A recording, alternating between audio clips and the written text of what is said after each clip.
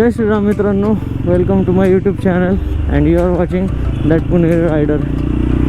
तर मित्रांनो, फायनली आपल्या गाडीची सर्व्हिसिंग झालेली आहे. तसं म्हणायला सर्व्हिसिंग शनिवारीच झालेली होती, पण रविवारी तामिनीचा प्लॅन झाला. त्याच्यानंतर मग कामानिमित्त ब्लॉगच नाही बनवता आला. त्याच्यामुळे म्हटलं आज ब्लॉग बनवून घेऊ सर्व्हिसिंगचा. तर गाडीची पूर्णपणे सर्व्हिसिंग नाही, सॉरी, माझे जे हँडलबारचं आणि शॉक अब्झर्वरचं काम होतं ना, ते पूर्णपणे झालेलं आहे. सर्व्हिसिंगला अजून वेळ आहे म्हणायला, पण त्याला पण टाकायची आहे गाडी. पण आता सध्या जो मेजर प्रॉब्लेम होता माझ्या गाडीतला, जो हँडलबार आणि शॉक अब्झर्वरचा प्रॉब्लेम होता, तो पूर्णपणे फिक्स झालेला आहे आता मित्रांनो. त्यांनी मागच्या वेळेस असं सांगितलेलं की राईट साईडचा जो शॉक अब्झर्वर आहे तो मागवलेला आहे, आणि त्यांच्याकडून जी चुकी झालेली होती, एक हँडलबारचं इथलं ब्रॅकेट तुटलेलं होतं, ते पण मागवलेलं होतं मित्रांनो. तर त्यांनी म्हटलं होतं की 8 ते 10 दिवसात ब्रॅकेट येईल, पण ते ब्रॅकेट आणि शॉक अब्झर्वर यायला नाही म्हटलं तरी 15 ते 20 दिवस, त्याच्यापेक्षा जास्तच दिवस झालेले आहेत म्हणायला. पण त्याच्यानंतर पण आलेलं नव्हतं. मग त्यांच्याकडे मी 2दा-3दा ते चक्रा मारल्या. तर त्यांनी असं सांगितलेलं की 1 तारखेला टाका, पण 1 तारखेला काय मला जमलं नव्हतं टाकायला. त्याच्यामुळे मग मी आत्ता गेल्या शनिवारी टाकलेलं होतं. 300 बहुतेक 12 का 13 तारखेला टाकलेली होती, अशीच काहीतरी गाडी टाकलेली होती. तर त्यांनी त्यांच्याकडे पूर्ण 1 दिवस गाडी ठेवून घेतलेली होती. मी त्या दिवशी नेमकं सुट्टीवरच होतो. म्हटलं आज वेळ पण आहे, तर गाडी टाकून देऊ. तर बरं झालं मी जराशी उशिराच गाडी टाकली, कारण समजा लवकर टाकली असली ना, तर फक्त हँडलबारचा राईट साईडचा शॉक अब्झर्वर चेंज झाला असता आणि ते ब्रॅकेट चेंज झालं असतं. पण त्यांनी असा विचार केला की आता चेंज करतो ते, तर सगळी असेंब्ली चेंज करू. मग त्यांनी हँडलबारचं मधलं टी, परत दोन्हीच्या दोन्ही शॉक अब्झर्वर आणि ते ब्रॅकेट, असं सगळंच्या सगळं मिळून अशी पूर्णपणे असेंब्ली टाकलेली आहे. आणि गाडीचा पूर्णपणे आवाज जो येत होता ठकठक ठकठक करत, जेव्हा पण खड्ड्यातनं गाडी जायची मित्रांनो, तेव्हा असा ठकठक ठकठक आवाज यायचा. तर तो पूर्णपणे नील झालेला आहे आता आवाज. आता आवाज काहीच नाही येते. आता फक्त समजा आवाज येत असेल तर ह्याचा आहे, ह्याचा.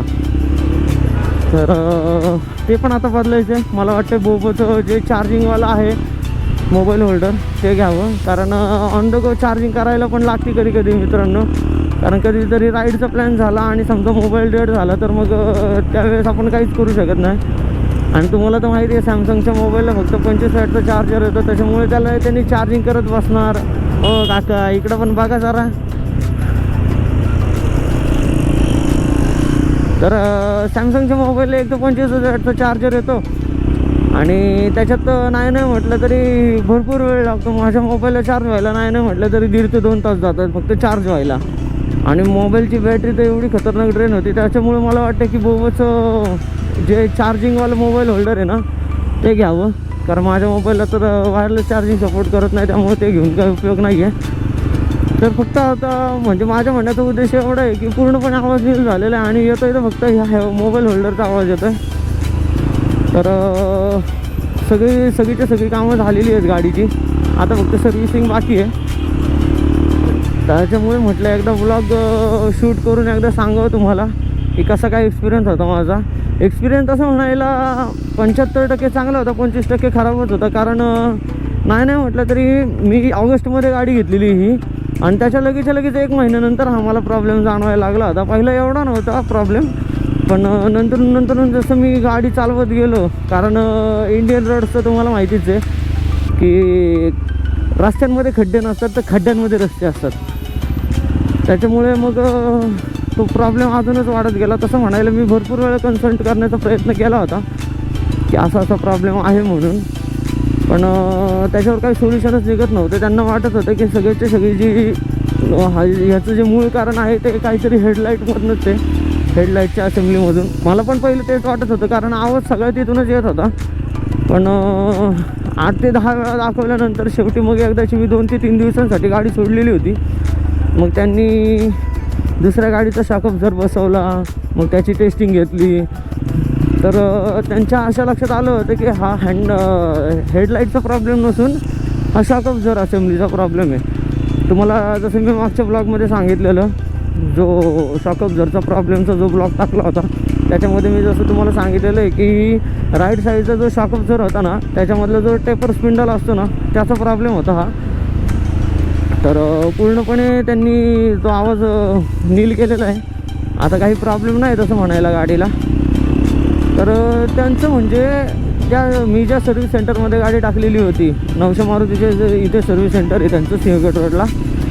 तर त्यांचं असं म्हणणं आहे की ना, तुमचा कितीही मोठा मेजर प्रॉब्लेम असतो ते TVSच्या गाडीचा, आम्ही फक्त नीट करून देऊ ते देऊ, फक्त आम्हाला आहे ना एक काही कालावधी लागतो. कारण त्यांच्याकडे गाड्या पण भरपूर असतात. तर त्यांना काही असा कालावधी पाहिजे असतो की त्याच्यामध्ये ते पूर्णपणे गाडी रेकग्नाईज करून, त्याचा प्रॉब्लेम रेकग्नाईज करून, मग त्याच्यावर सोल्युशन काढून, मग तो पार्ट समजा रिप्लेस करायचा झाला तर मग ते वॉरंटीमध्ये किंवा इन्शुरन्समध्ये रिप्लेस होईल. तर हे सगळं कालावधी जातोच त्याचा म्हणायला. तर मित्रांनो, त्यांनी माझ्याकडे तो कालावधीच मागितलेला की तुम्हाला काही करून गाडी 2 ते 3 दिवसासाठी सोडायलाच लागेल.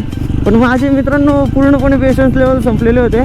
कारण मी नाही म्हटलं तरी मगाशी मी तुम्हाला जसं सांगितलं की 8 ते 10 वेळा मी चक्र नुसतं मारलेले आहेत. 2दा-3दा गाडी सोडलेली, एक दिवस 2 दिवस, पण त्याच्यावर काही सोल्युशनच निघत नव्हते. त्यांना प्रॉब्लेम पण रेक्टिफाय होत नव्हता की कुठून प्रॉब्लेम वगैरे येतो आहे म्हणून. तर मग त्याच्यामुळे माझे पूर्णपणे पेशन्स लेवल संपलेले.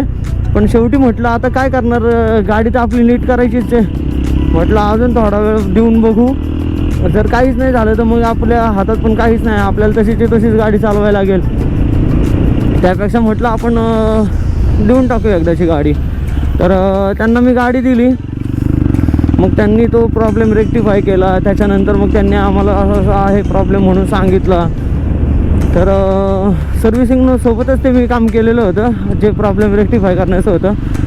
तर मग त्यांनी त्याच्यानंतर मग ते पार्ट्स मागवले. त्यांच्याकडून काही चुका झाल्या त्या पण त्यांनी दुरुस्त केल्या.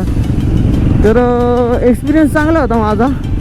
तर मी जे मागच्या ब्लॉगमध्ये म्हटलं होतं की तुम्हाला समजा TVSची गाडी घ्यायची असेल ना, तर आसपासच्या सर्व्हिस सेंटरचा तुम्ही पहिले एक्सपिरियन्स घेऊन बघा की लोकांचे काय एक्सपिरियन्स वगैरे आहेत म्हणून, आणि त्याच्यानंतरच तुम्ही गाडी घ्या.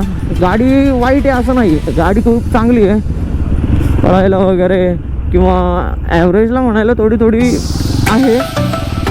कारण 160 सेगमेंट गाडी आहे, तर ॲव्हरेज तर तशी देणारच. तर गाडी तशी भरपूर चांगली आहे, मेंटेनन्स वगैरे एवढा नाही काढत आहे.